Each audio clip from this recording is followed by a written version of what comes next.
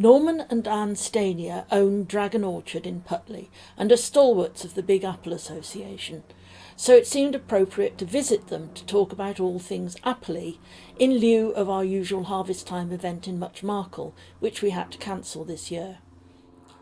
I began by asking Norman what kind of season 2020 had been. It's been a very challenging season, mainly because the winter was so difficult. I think, as everybody will realise, we had more rain over the winter than we've ever had, absolutely record amounts of water.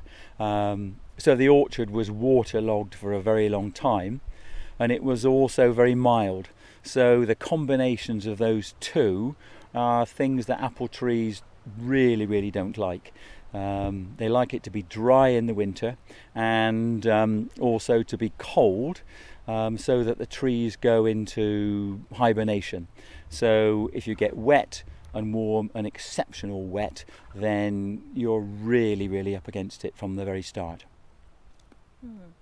But I have heard that it's actually been a very good harvest.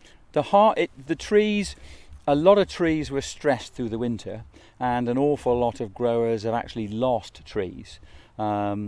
So trees actually drowned and became waterlogged. So the trees struggled, and then in April and May we had no rain whatsoever. They were completely dry and it was hot and sunny, so it went from one extreme to the other. So some varieties have been very badly affected.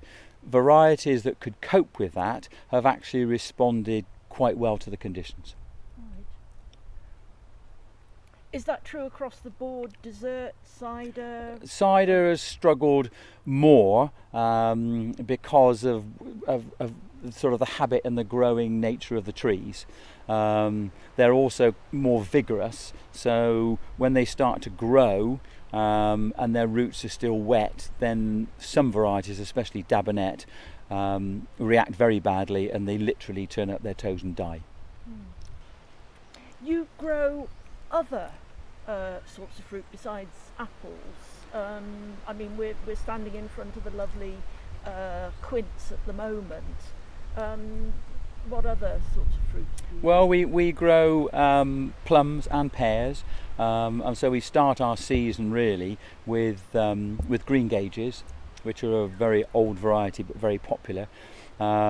We've got some other varieties of plums as well, but we also grow, as well as the plums and the apples, we grow pears, and we grow quince, and we grow some damsons. So we in this particular orchard here, we deliberately planted a wide variety of fruit so that people locally could get to experience what that fruit's like and enjoy it and taste some quite unusual flavours. You've also got at least one medler. If We have. Is that? Yeah, Tell us again, about medlars. well, it's a medieval fruit, and before there was any sort of imported sugar and there wasn't much honey, fruits like medlars were very highly prized, because they brought sweetness and they could be preserved and they could be kept. So my wife Anne makes the most extraordinary medlar jelly, but it's quite difficult to make. You have to sort of use old skills. You have to wait until the fruit becomes frosted the first time, it becomes bletted, and when you cook it up it looks this disgusting brown colour, but in medieval times they weren't put off by that, and Anne's not put off by that, but when you actually strain it through a muslin cloth, the most extraordinary, beautiful coloured sweet liquid appears.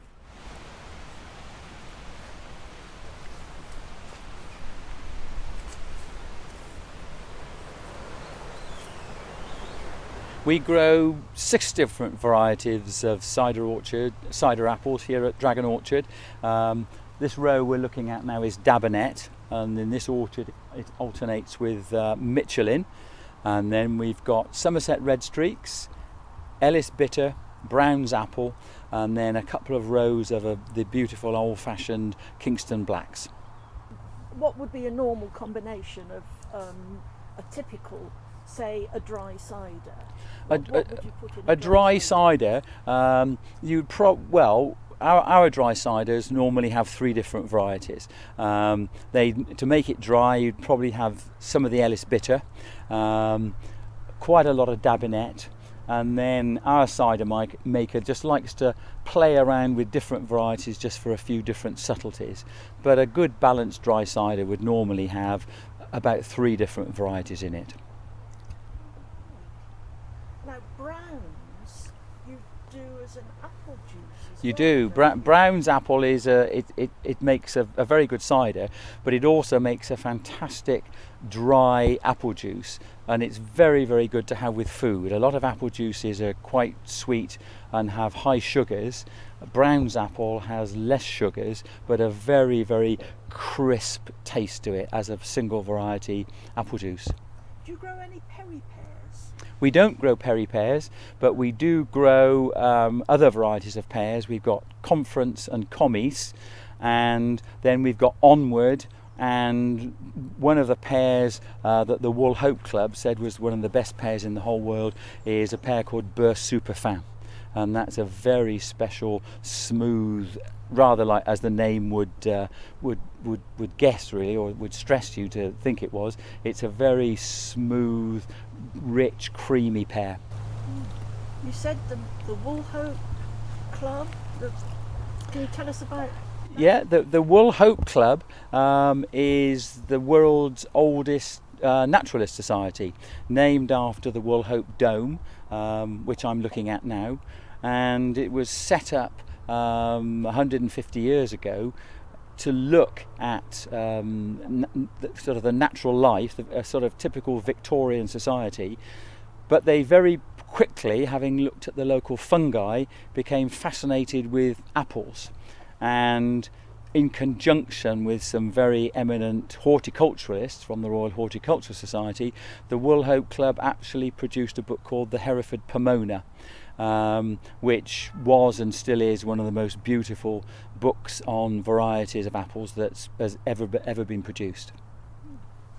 And does it still exist? It still exists, and it still meets, before the pandemic, still met in a regular basis in the Woolhope rooms at Hereford Museum. Oh, right. So Norman, what's the situation with regards to cider fruit? Because I've heard there's actually oversupply, and there is. Even before the pandemic, there was an oversupply, and that was driven by cider market changing and going from traditional ciders to more sweeter ciders and more berry type ciders. So there was an oversupply which was being corrected with a lot of hard work from the cider makers and from the growers, but the pandemic has had a very serious impact. Obviously pubs, people aren't going to the pubs as much, but the hospitality and events and weddings has driven down the demand for cider hugely, so much so that quite a lot of cider fruit is unsold. It's been grown, the apples are on the trees, but there actually isn't a market for them anywhere whatsoever. so they'll just stay on the ground and rot? They're going to have to, unfortunately. It's not good for the ground because obviously cider apples are fairly acidic. Yeah. And you can probably get away with a small amount for a year, but you have to be very, very careful because otherwise you'll upset the pH of the soil. So a lot of growers will actually probably drive a roller over the cider fruit to squash it.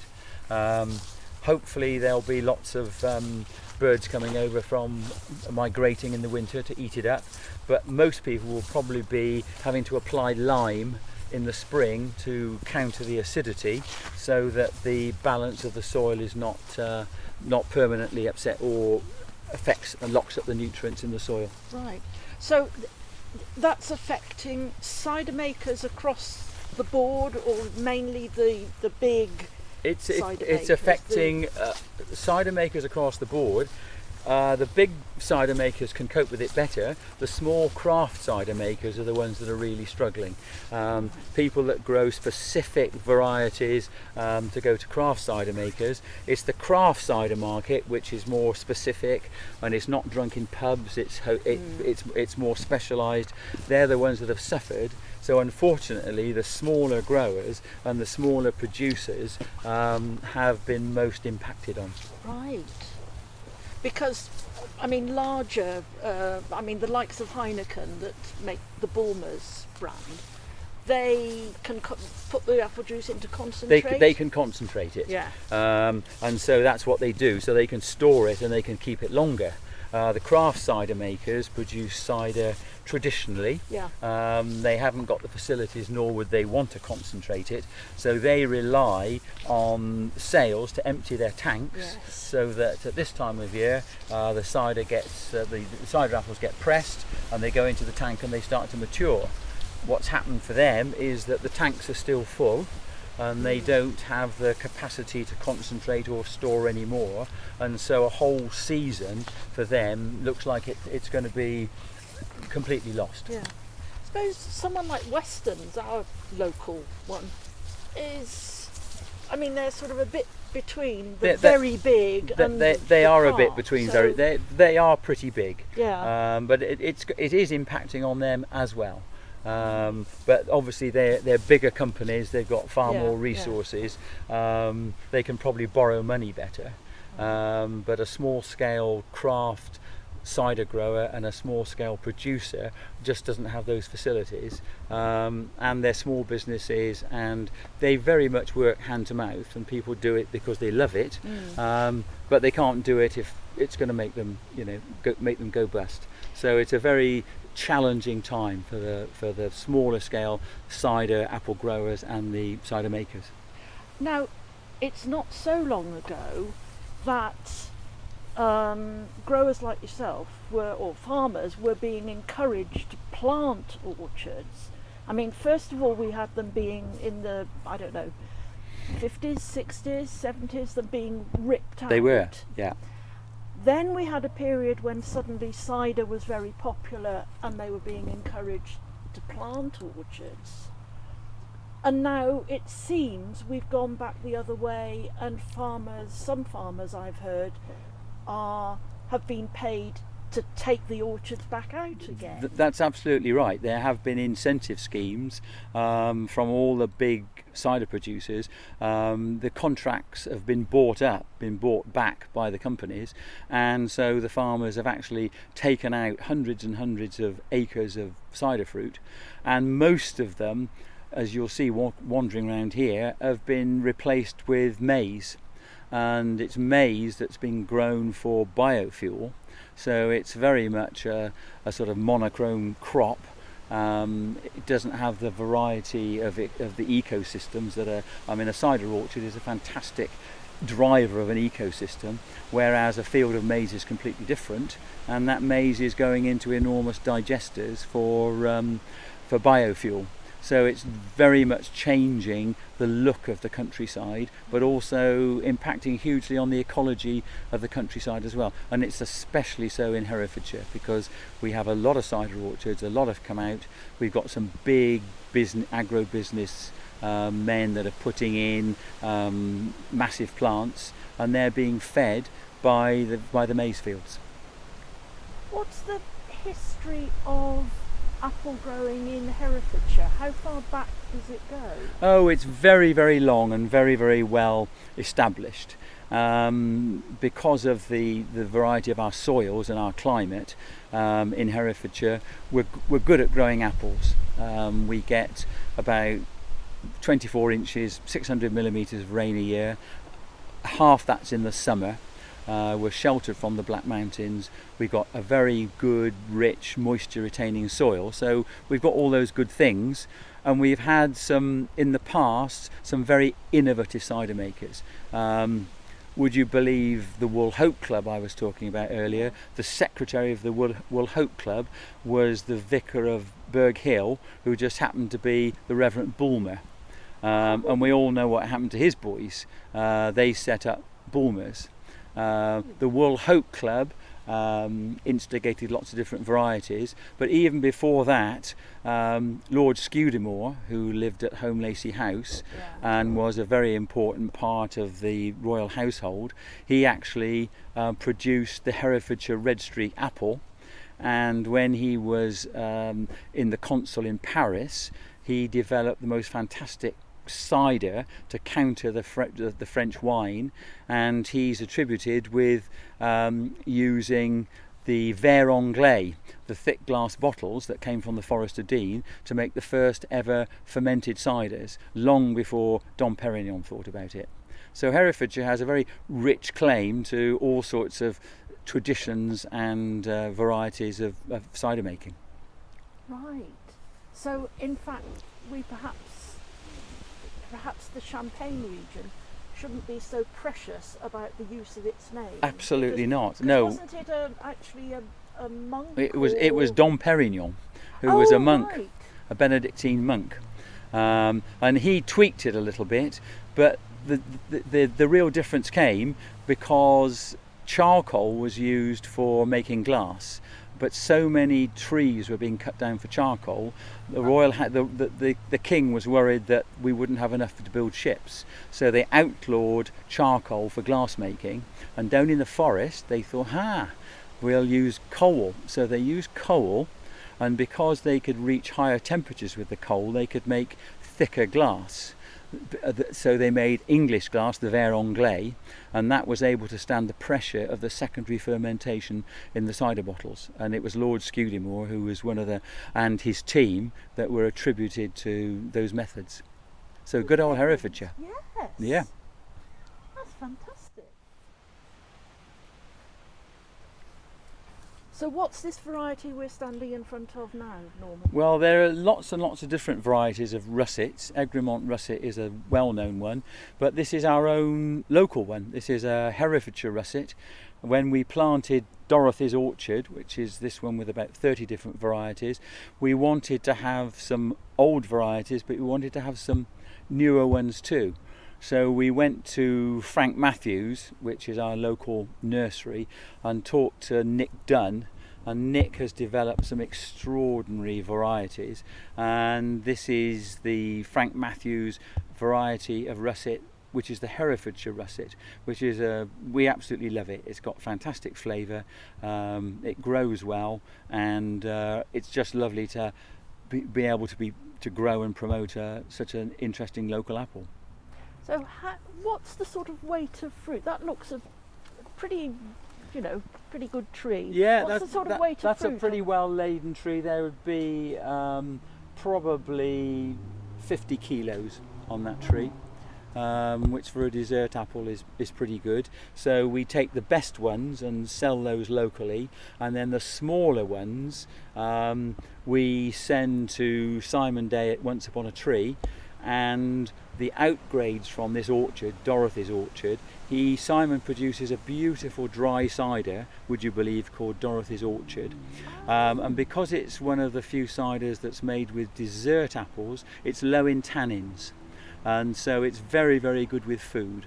And it's one of Once Upon a Tree's most interesting and popular ciders. So it's a dry cider made entirely with dessert apples.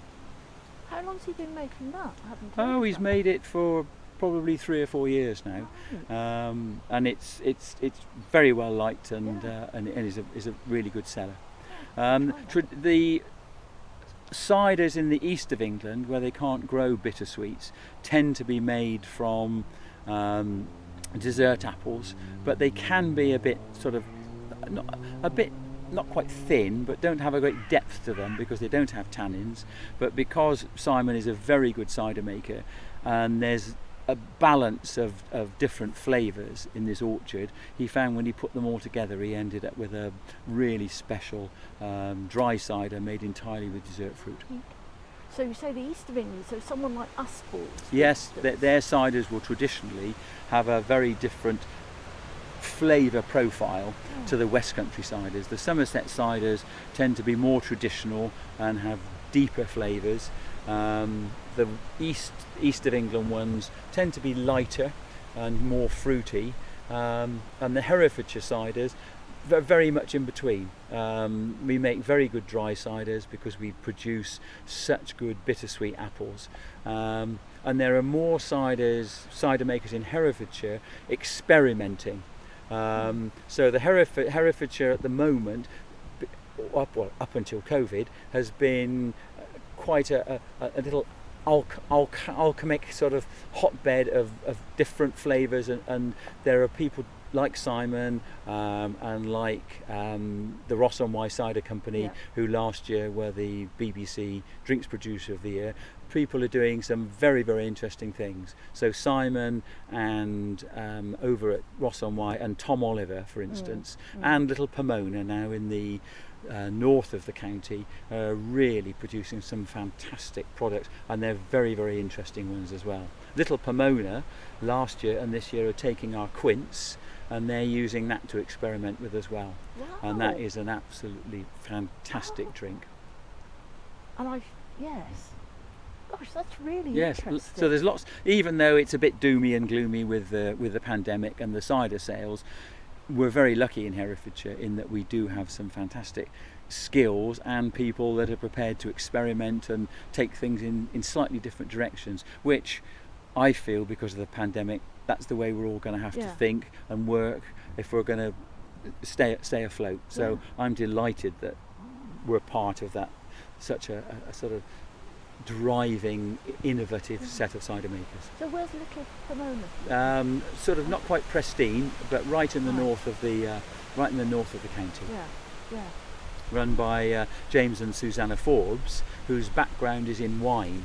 So rather like Simon Day of Once Upon a Tree, coming to cider from wine, they bring a completely set of different skills and thoughts and innovative processes, and that, I think, is going to be absolutely crucial to us all. Yeah, it's the other end of the spectrum from scrumpy. Completely and utterly.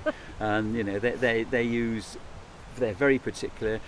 I think I mentioned before, the fruit that's going to them we pick up by hand, because they want it absolutely perfect cider fruit. And Simon always says that the cider is made in the orchard, and so it's continuing that philosophy of using fantastic varieties, well grown and extremely carefully processed and monitored, and very much loved and nurtured. Now, you said picked up by hand.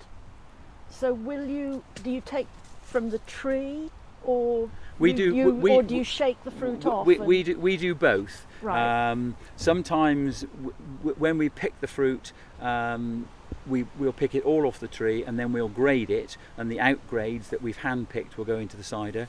We will also, there's a lot of fruit here under the trees. It's fallen a short distance into grass, it's perfectly all right, so we'll pick that up by hand.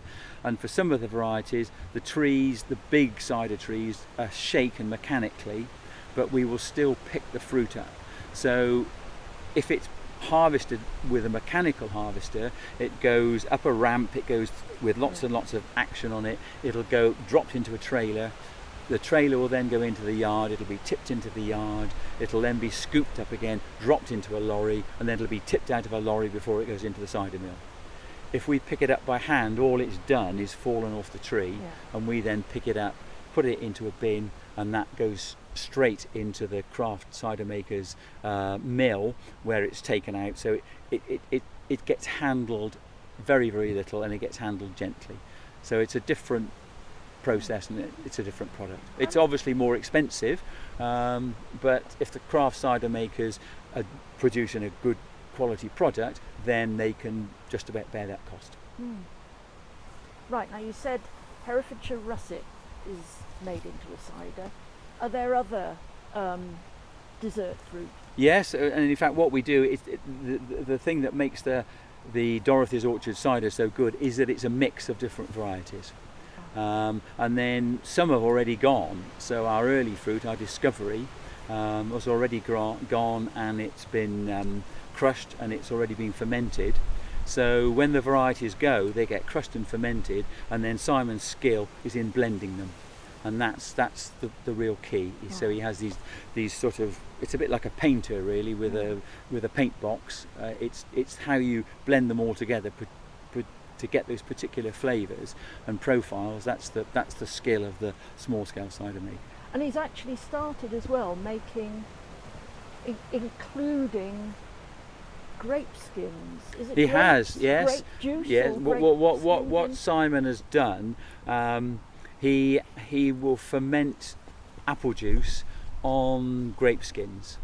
So he's done that with a couple of varieties of grapes. He's fermented the grapes in the fermenting vessel, and when he's taken the wine off, he says the flavours coming off the skins are extraordinary.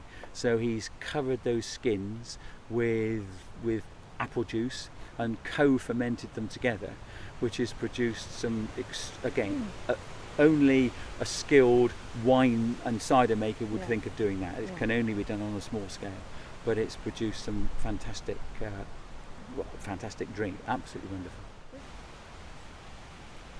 I wanted to ask a bit more about dessert apples, and because you've talked about Herefordshire russet, for instance, and you just said earlier that Meridian is a new variety, or fairly new variety. And I wondered about the sort of the mix of old varieties and new ones.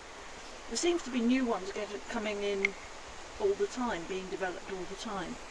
But what about the old favourites? Well, what we did when we planted Dorothy's orchard in 2005 was absolutely go for a mix. We felt that if we ignored new varieties, nobody would ever have new varieties. We'd just be stuck. Well, not stuck. We'd just be growing the old ones.